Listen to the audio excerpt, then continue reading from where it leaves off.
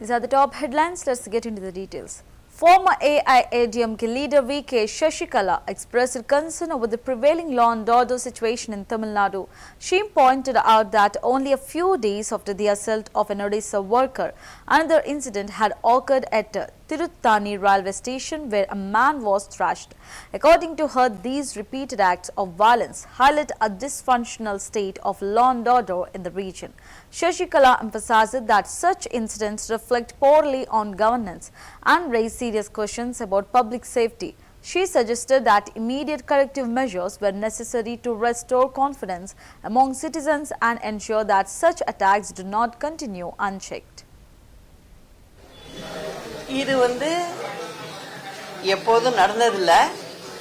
இப்ப திமுக ஆட்சி வந்ததிலிருந்து தொடர்ந்து இந்த நிகழ்வு நடக்குது.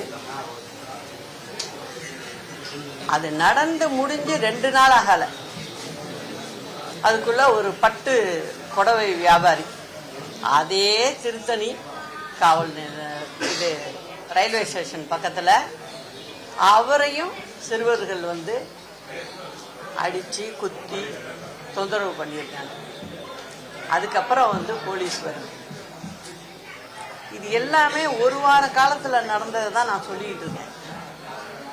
திருப்பூர்ல ஒரு கோவில் திருவிழா. அந்த கோவில் திருவிழால கிட்டத்தட்ட 500-1000 பேர் வரிசையில சுவாமி தரிசனத்துக்கு நின்றுட்டு இருக்காங்க. அங்க ஏற்கனவே போலீஸ் பந்தோபஸ்து மக்களுக்காகவும் போட்டிருக்காங்க.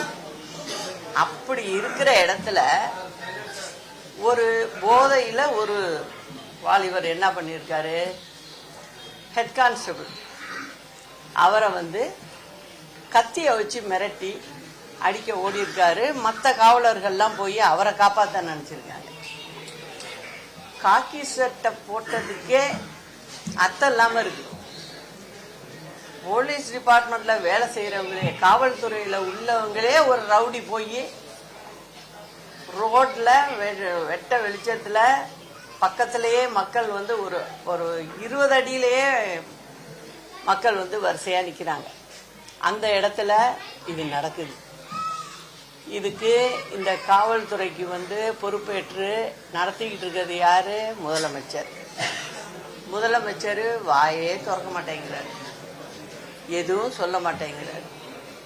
அது காவல் அதிகாரிகளுக்கு என்ன இவர் பேசுறாரு, என்ன செய்யறாருங்கிறதே தெரியல. காவல்துறை அம்மா இருக்கும்போது எப்படி இருந்தது, இதே தமிழ்நாட்டு காவல்துறைங்கிறது எல்லாருக்கும் தெரிஞ்ச விஷயம். அப்ப நடக்கல, இப்ப நடக்குது.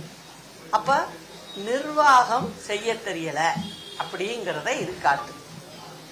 அதே ஸ்ட்ரென்த் போலீஸ் டிபார்ட்மெண்ட் இருக்கு, அதுல எந்த குறையும் இல்ல.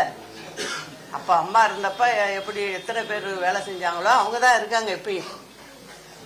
ஆனா இவங்களால அதை செய்ய முடியல. அதாவது ரவுடிசத்தை குறைக்க முடியல.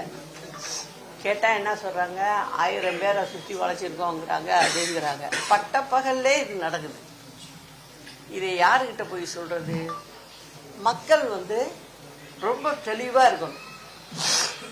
இந்த தேர்தல்ல மக்கள் சரியான பாடத்தை திமுகவுக்கு புகுத்தினால்தான் தமிழ்நாடு